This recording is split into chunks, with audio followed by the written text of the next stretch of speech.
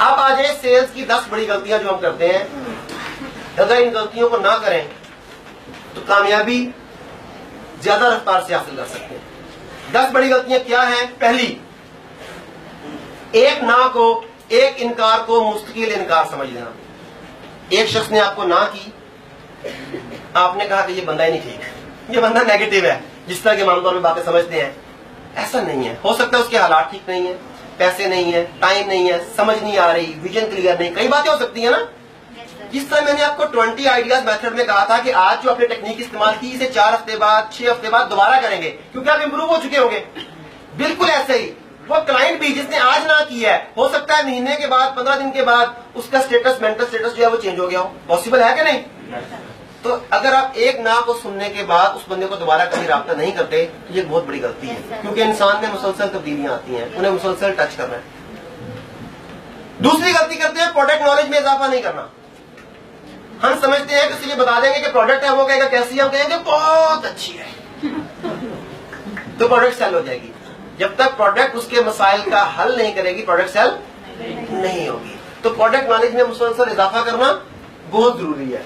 तीसरा है market knowledge का ना होना, कि मैं जिस मार्केट में जा रहा हूं वहां पर इस प्रोडक्ट की डिमांड है या नहीं। जैसे अगर आप लोग मेरे कराटे की क्लास में आए, जहां मैं जवान लड़कों को ट्रेनिंग करवाता हूं कराटे की, वहां फिजिकल थेरेपी की बात करें तो वो मार्केट है आपके लिए? नहीं। मार्केट नॉलेज होना बहुत जरूरी है। अगला स्टेप, प्रोस्पेक्ट को समझने में गलती करना। बाज़ औक़ात हम उसकी जरूरियात को आइडेंटिफाई नहीं कर रहे, उसकी नीड्स को आइडेंटिफाई नहीं कर रहे, उसके हॉट बटन्स को आइडेंटिफाई नहीं कर रहे, इस वजह से ना हो रही होती है। तो प्रोस्पेक्ट्स को समझना, उसकी जरूरियात को समझना भी उतना ही जरूरी है जितना प्रोडक्ट नॉलेज होना जरूरी है। फिर है खरीदारों से बेहतर ताल्लुकात ना होना। बाज़ औक़ात हम एक टाइम सेल्स करके भाग जाते हैं, हमने सेल्स की, हमारा खुद बिलीफ नहीं होता, उसके बाद कॉल आई, हम कॉल अटेंड नहीं करते, फॉलो अप नहीं देते, जाके नहीं मिलते, ऐसी गलतियां होती हैं। जब क्लाइंट के साथ ऐसा ताल्लुक रखेंगे आप, तो फिर क्लाइंट आपके साथ अच्छा ताल्लुक रख सकता है? कभी भी नहीं। फिर एक बहुत बड़ी गलती, मुख्तसर सवालात नहीं पूछ पाते। आप देखें मेरा टोटल सेशन, मैंने सवालात पूछे हैं ना आपसे, उन सवालात के नतीजे में मैंने आपको नॉलेज दिया है, यही हुआ है।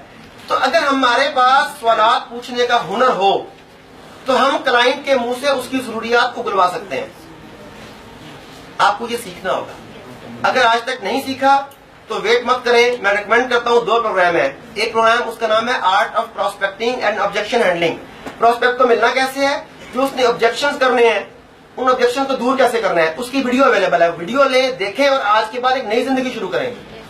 कम्युनिकेशन स्किल्स दूसरा प्रोग्राम, गुफ्तगू के जरिए लोगों को समझना, उनके अंदर की बातों को निकलवाना और अपनी मर्जी का काम लेना, कम्युनिकेशन स्किल्स दूसरा प्रोग्राम है। कम्युनिकेशन स्किल्स, उसकी डीवीडी लें अगर आज तक नहीं ली तो, ताकि वह प्रोग्राम अटेंड करे, उससे सीखे और कल जब मैदान में निकले तो कोई आदमी आपको ना कहे। ये होना चाहिए, ठीक है। अगली गलती, पेशा वाराना तरबियत और प्लानिंग का ना होना। ट्रेनिंग नहीं ली, कामयाबी नहीं ली। यहां पर एक साहब मुझे मिले ब्रेक में, उन्होंने बताया कि मैं 2007 से इस कंपनी से वाबस्ता हूं। कौन है साहब? वो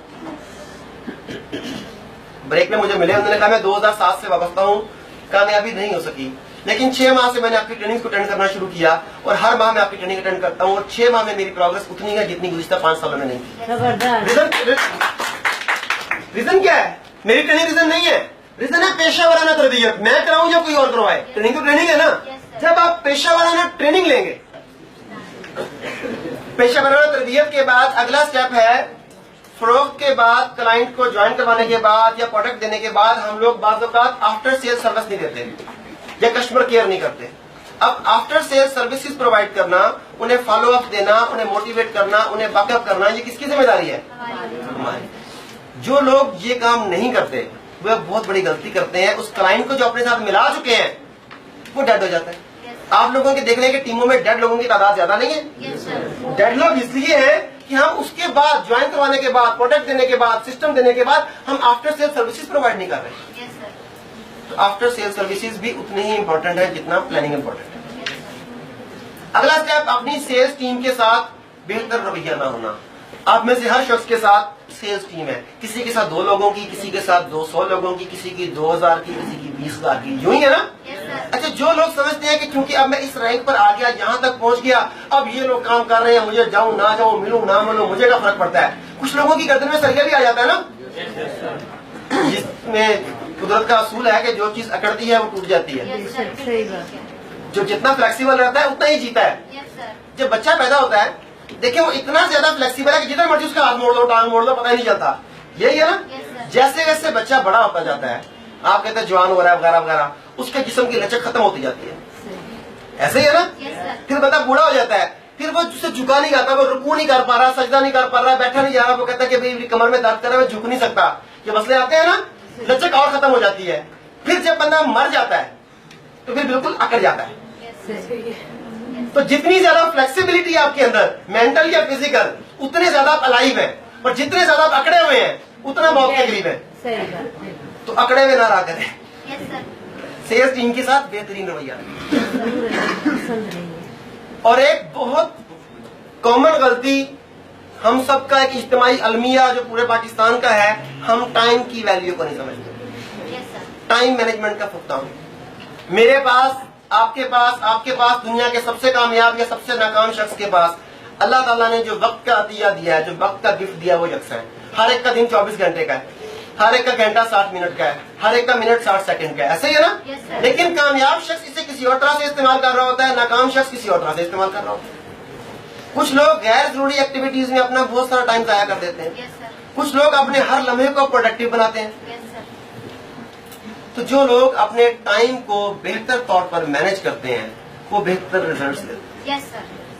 हैं। तो आप में से कितने लोगों ने टाइम मैनेजमेंट पर बाकायदा की प्रोग्राम अटेंड किया? 1 2।